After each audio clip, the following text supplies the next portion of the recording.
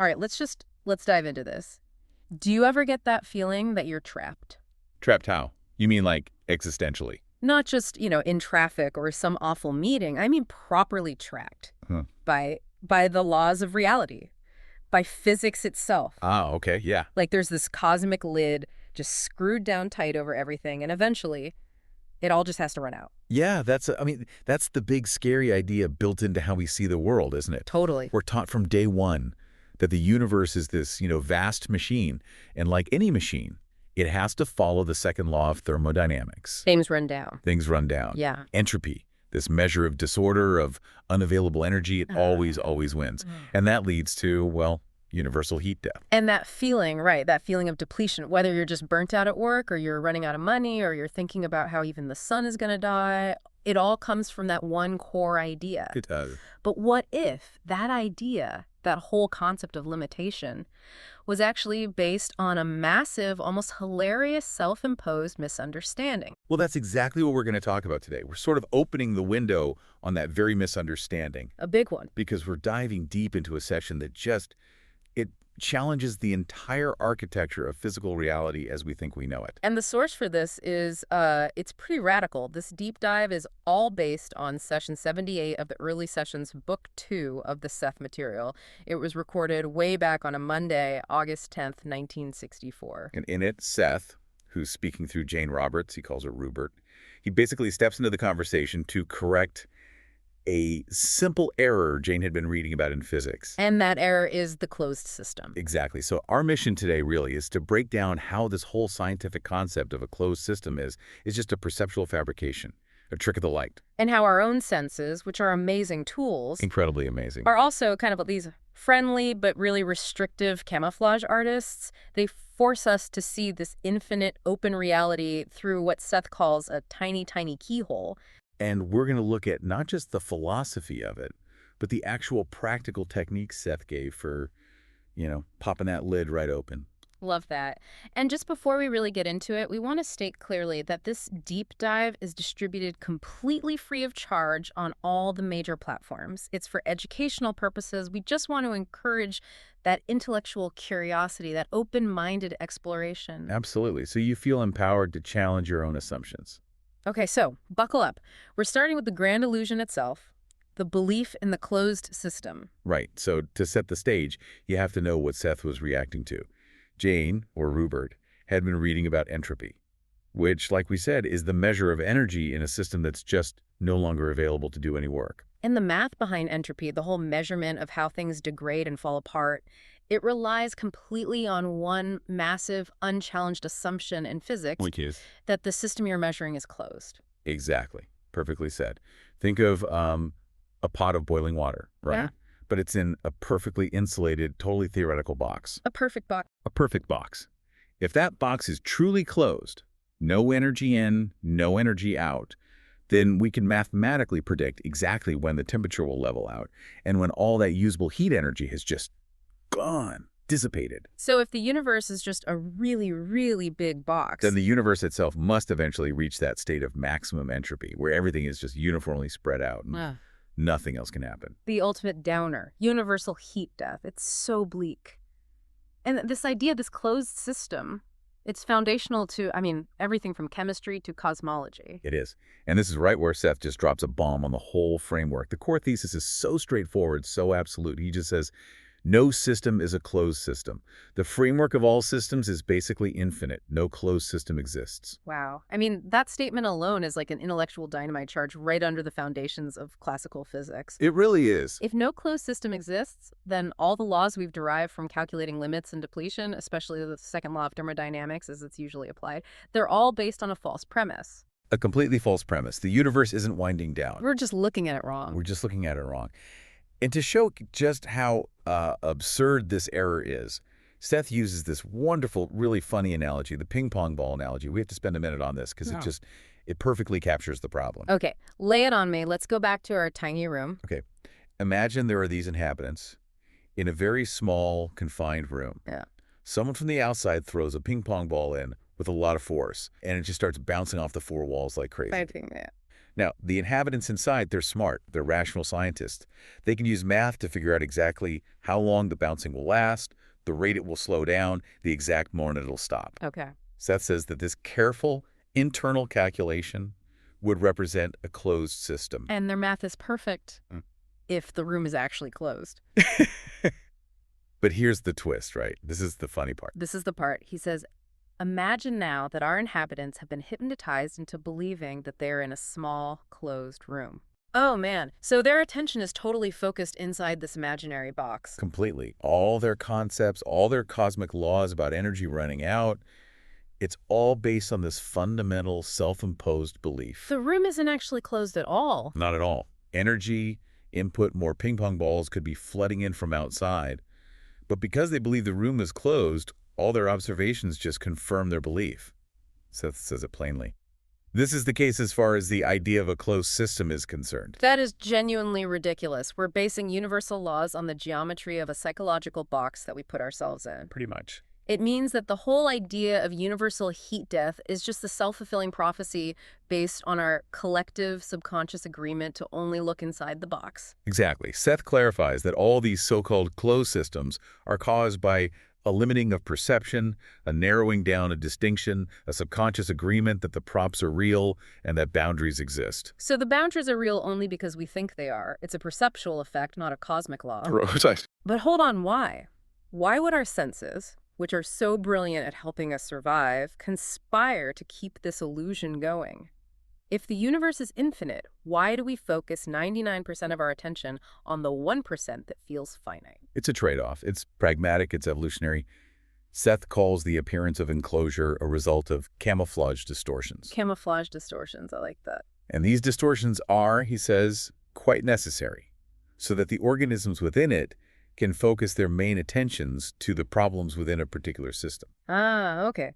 So our outer senses, our sight, hearing, touch, they're survival tools. They're not metaphysical truth detectors. That's a perfect way to put it. They have to filter out the infinite flood of reality so we can just focus on, where's the food?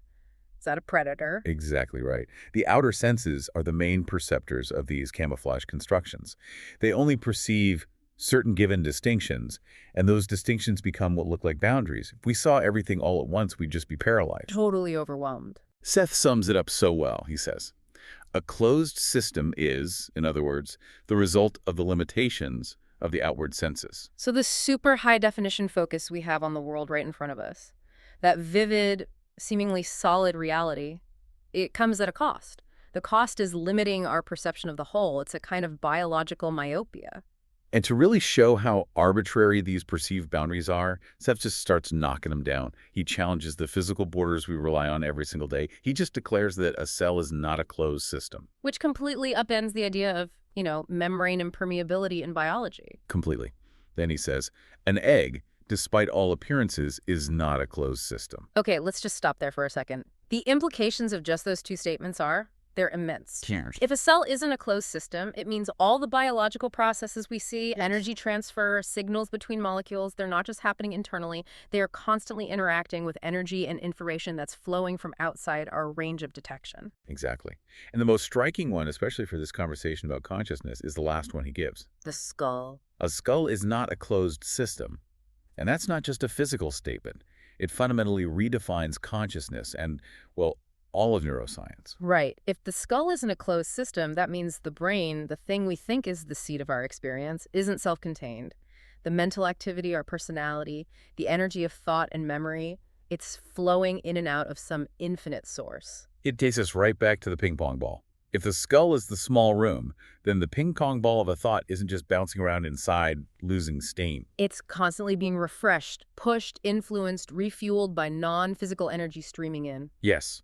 And this gives real credence to ideas like non-local consciousness, or telepathy, or even the survival of personality after death, because the energy that houses the personality was never contained or finite to begin with. So something like memory, for instance.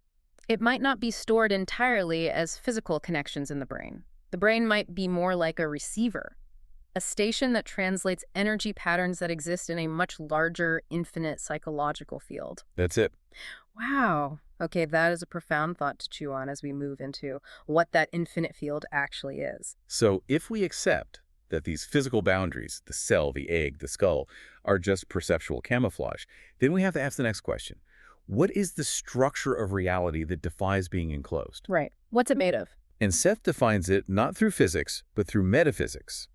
He says reality, and that includes all physical things, is composed of mental energy, expanding in terms of psychological value fulfillment. Mental energy. Okay, so that's the new foundational law of the cosmos. Right. It's not about little inert particles bumping into each other. It's about consciousness and intention right at the base level of everything. And that's why closed systems are, as Seth says, unimaginative and basically unworkable. You can't put a box around intention. No. Or value fulfillment. You can't contain the potential of an idea. It's impossible. And let's just stay with psychological value fulfillment for a second, because that's the key to this new definition of reality.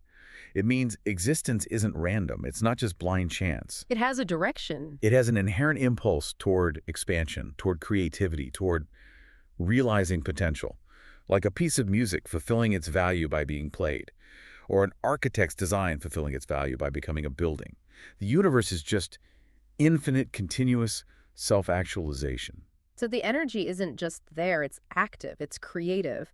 And if the physical world is just one manifestation of this infinite expanding mental energy, well, then it can't possibly run out. Correct. Which directly challenges that cornerstone of the closed system idea, diminishing energy. Seth states it so clearly. Energy completely and constantly does renew itself. The entire idea of energy running out is just a byproduct of believing in the closed system in the first place. It's an artifact of the measurement. We measure the ping pong ball slowing down inside the little room. We see it happening, and then we mistakenly apply that local temporary observation as a universal law. But the scientific mind is going to ask, and I know people listening are thinking this, where does the new energy come from? Is it some magical faucet from another dimension? No, it's not external like that. Yeah. The renewal is inherent in its nature as mental energy. It doesn't deplete because its whole nature is to expand and transform. So the energy we see depleting, like heat or light. That's just it transforming into forms our outer senses can't see or measure, specifically into what Seth calls psychological vitality. Psychological vitality. That sounds pretty abstract. Can we ground that a bit? What does that energy actually do? Okay, think about grief or a powerful memory. You can't put a physical unit on the depth of a memory, right? Yeah. Or the intensity of grief. No, of course not.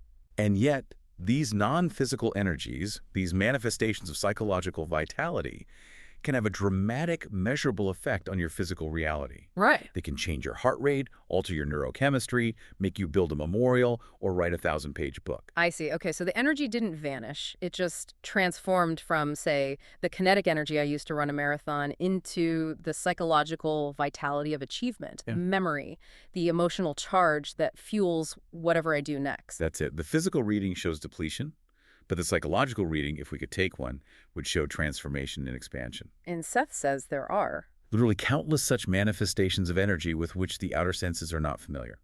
Our inner senses, on the other hand, are completely equipped to perceive and function within this open, infinite, transformative system. So the outer senses measure the ping pong ball slowing down. While the inner senses perceive the infinite power source constantly refueling the ball from the outside. To really drive this point home, Seth suggests that the power of an idea is a much better model for the universe than any current scientific theory. Yeah, an idea. You can't weigh it, you can't measure its temperature, you can't observe it in any of your laboratories, but it definitely exists. And crucially, it doesn't diminish when it's used. Right. Think about Isaac Newton. His physical body used up a finite amount of calories. His pen used a finite amount of ink. But the idea of calculus, that piece of intellectual energy, it didn't get depleted when he wrote it down. It did the opposite. It multiplied. It expanded the potential of every single mind that came after him. The energy of the idea is infinite, while its physical manifestation was finite. So the reality of an idea, its growth and potential, is a perfect little microcosm of a universe based on mental energy and value fulfillment. It just expands and transforms. The universe is like an eternally expanding idea. And this leads to a really crucial philosophical link. How this illusion of finiteness messes with our whole relationship with time. Ah, right. If you buy into the closed system, you automatically have to buy into a linear, sequential view of time. That's right. Seth notes that the concept of a closed system is closely intertwined and dependent upon the distortive idea of time as continuity and the resultant cause and effect premise. Okay, let's break that down. If the universe is a closed machine, then events have to happen one after the other. A causes B, B causes C. The ping pong ball has to slow down in a predictable, linear way until it stops. Cause always comes before effect, a single timeline. But if the system is open, if this mental energy is constantly flowing in and transforming things, then time can't be purely linear. It can't be. Energy and potential are always being renewed, which makes things like simultaneous realities or multiple probabilistic futures entirely possible. When you break open the system, you're forced to see time not as a line of depletion, but as this vast, spacious present where creation and renewal are happening constantly. So our belief in the closed system is the intellectual anchor that keeps us chained to that linear cause and effect timeline. We think we have to wait for A to finish before B can start, just because we think the energy has to flow through this one limited channel. And Seth's goal in Session 78 isn't just to point out the anchor, it's to give us the tools to cut the rope. I like that. So let's get into the how. Okay. If the whole illusion of the closed system is held in place by our outer senses and our ego, our practical day-to-day navigation tools, then getting to that openness means we have to consciously shift our reliance over to our inner senses. Which, as Seth points out, were way more natural to us when we were infants. As kids, we operated much more freely in that open system before, the demands of physical survival made the ego clamp down and enforce this matter of practicality. The ego's whole job is to police the boundaries. It strongly reinforces the belief in a closed system and therefore closes it. It's like a vigilant bouncer at the door to the infinite. Checking IDs. Checking IDs. So the most powerful tool for getting past the bouncer is just simple, profound relaxation.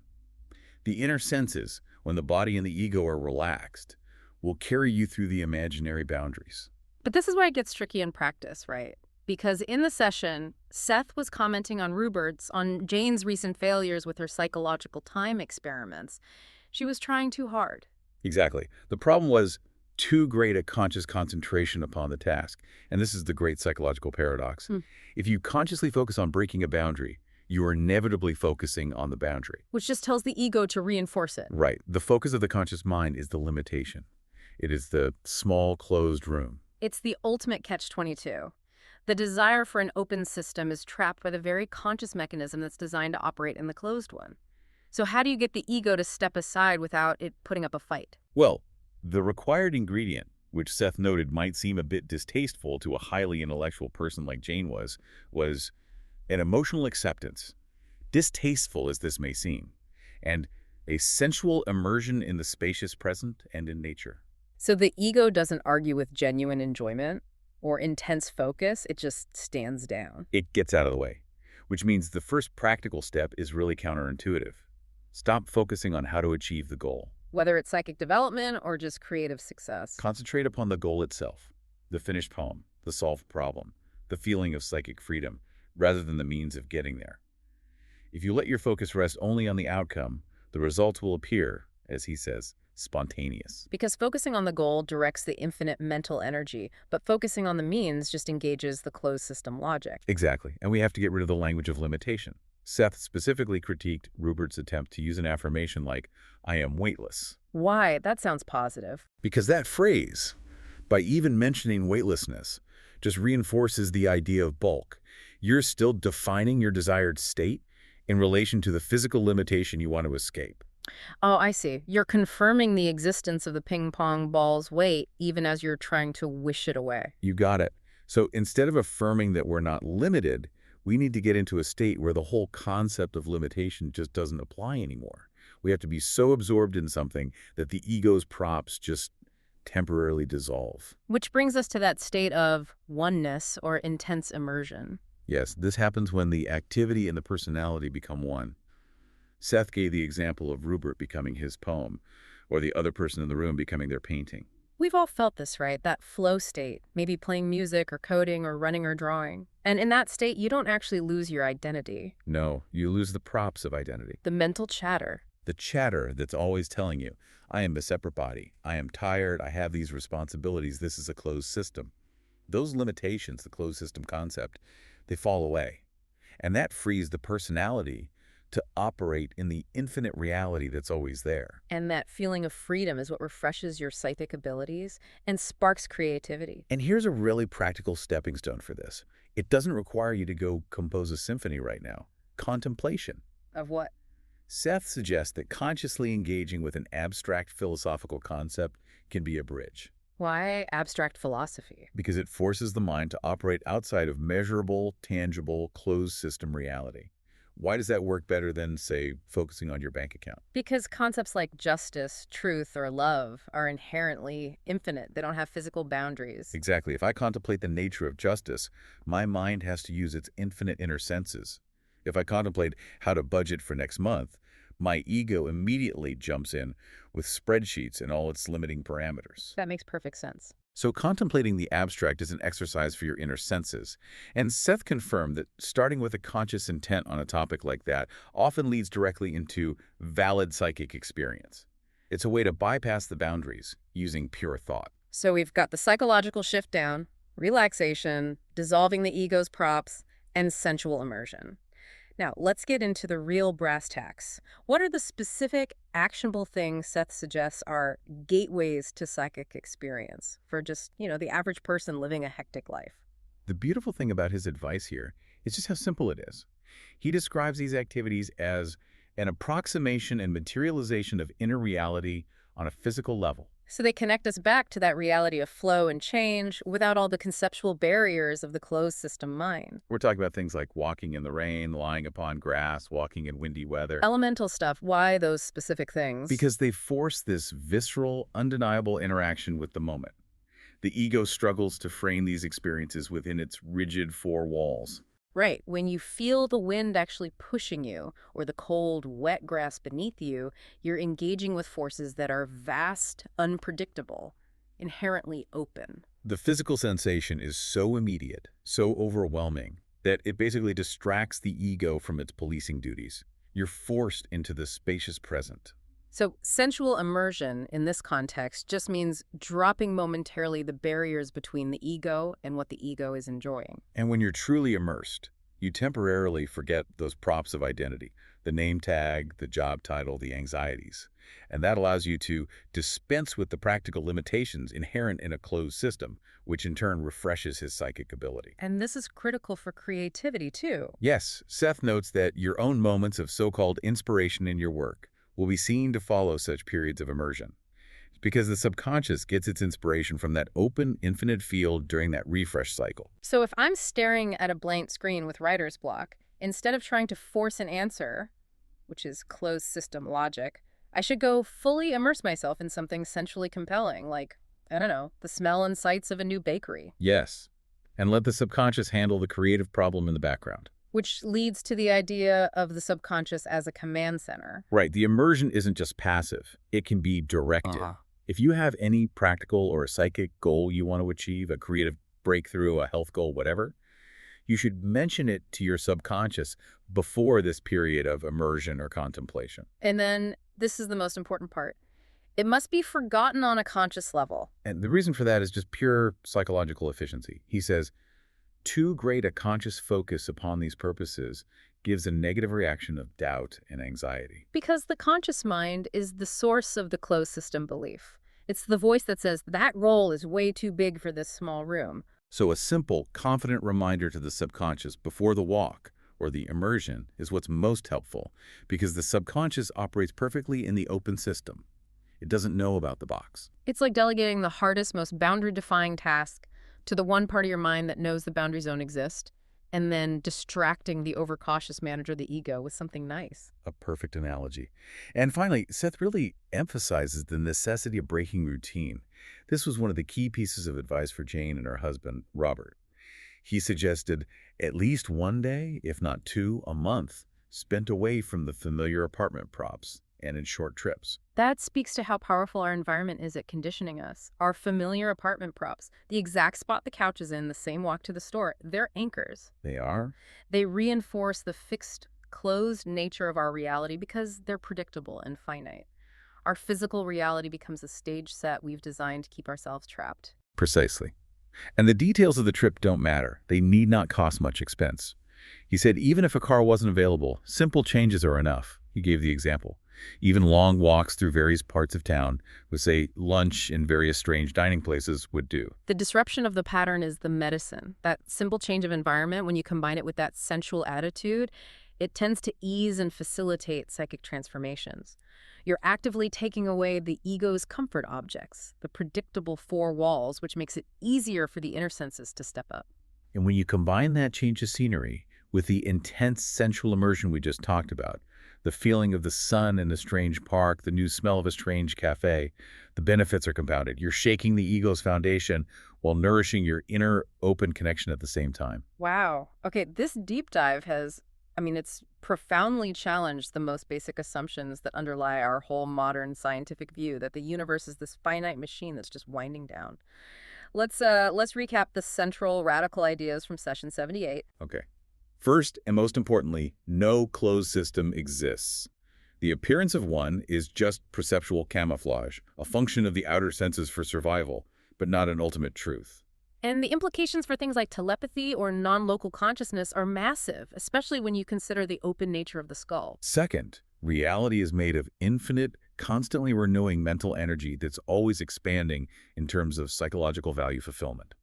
The whole idea of diminishing energy and heat death is an illusion, an artifact of applying a closed system premise to an open reality. And finally, the key to getting into this infinite open reality is to disengage the ego through sensual immersion. By letting go of the ego's props, focusing intensely on simple, joyful, expansive activities, or even abstract philosophical concepts, we consciously engage our inner senses. And that allows us to operate outside the perceived limits of the physical body and tap into that constant energy renewal. It really is a powerful roadmap for anyone who feels constrained creatively, intellectually, practically. It's a blueprint for tapping into that constant, infinite energy source that is literally the foundation of everything. And we really want to encourage you to explore this material more. This deep dive was based on Session 78 of the Early Sessions Book 2 of the Seth material. This material, which continues to challenge and inspire people all over the world, is published by New Awareness Network. To study the full books, to read the transcripts, and learn more about this revolutionary philosophy, we highly, highly recommend visiting the New Awareness Network website and bookstore. It's at sethcenter.com/the early sessions. The detail in the original sessions is it's phenomenal. Before we sign off, I just want to leave you with one provocative thought to build on all this. If all systems are open and energy is constantly renewing, what are the subconscious agreements or boundaries, the metaphorical small closed rooms that you're maintaining right now? What's unnecessarily limiting the infinite energy and possibility all around you? Are you arguing for the limitations of a box you drew yourself? Exactly. So try this. Pick one of those sensual immersion activities this week. Go lie on the grass or take a long, aimless walk through an unfamiliar part of your town. Before you go, give your subconscious a simple, positive command about a goal that feels stuck and then consciously forget it. Just intensely enjoy the moment and see what spontaneous results start to bubble up from the open system. Until next time, keep exploring the open system. We'll catch you on the next deep dive.